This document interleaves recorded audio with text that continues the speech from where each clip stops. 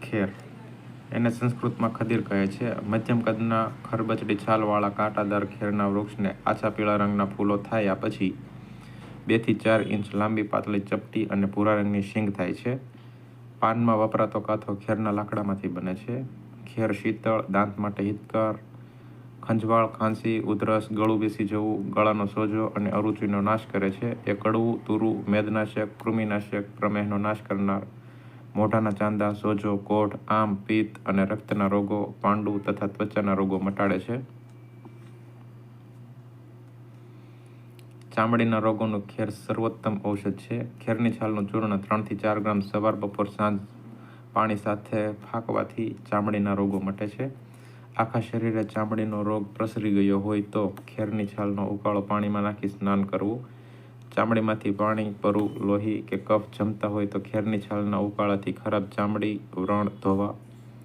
કોઢવાળી કોઈ પણ વ્યક્તિ નાહવામાં, પીવામાં અને આહારમાં ખેરનો જ ઉપયોગ કરે તો તે રોગમુક્ત બને છે.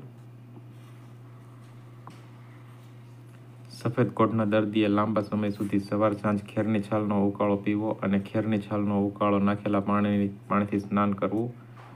શનેમેહ નામના પ્રમેહમાં મૂત્ર ધીરે ધીરે અને થોડું થોડું આવે છે. એ કફથી થાય છે. તેમાં ક્ષૌદ્રમેહ વાયુથી થાય છે. આ બંને પ્રમેહમાં 10 ગ્રામ ખેરની છાલનો ભૂકો 2 કપ પાણીમાં ધીમા તાપે અડધાથી પોણા ભાગનું પાણી બળી જાય ત્યાં સુધી ઉકાળી ઠારીને ગાળો રોજ સવાર સાંજ તાજું બનાવી પીવાથી લાભ થાય છે. ખેરની છાલનો ઉકાળો મોંમાં ભરી રાખવાથી દાંતના રોગો, દાંતનો દુખાવો, રક્તસ્રાવ, મોંમાંથી વાસ આવતી હોય તો વગેરે મટે છે. ખેરના વૃક્ષની જીવિત સ્થિતિમાં ઝાડની વચમાં કુદરતી રીતે જ કાથો તૈયાર થાય છે. તેને ખેરસાર કહે છે. દરરોજ સવાર, બપોર, સાંજ 6 ચોખા વાર ખેરસાર અડધી ચમચી મધમાં ચાટવાથી હાથી પગું મટે છે. ખેરસાર તુરું હોવાથી ગર્ભાશય ઢીલું થઈ ગયું હોય તો તેને સ્વચ્છ કરી શિથિલતા દૂર કરે છે. કસુવાવડ, અતિસંભોગ કે પ્રદર જેવી વ્યાધિને લીધે ગર્ભાશય ઢીલું પડી જાય છે. એમાં ખેરસારનો ઉપયોગ આશીર્વાદ સમાન છે, કેમ કે એનાથી ગર્ભાશય મજબૂત થાય છે.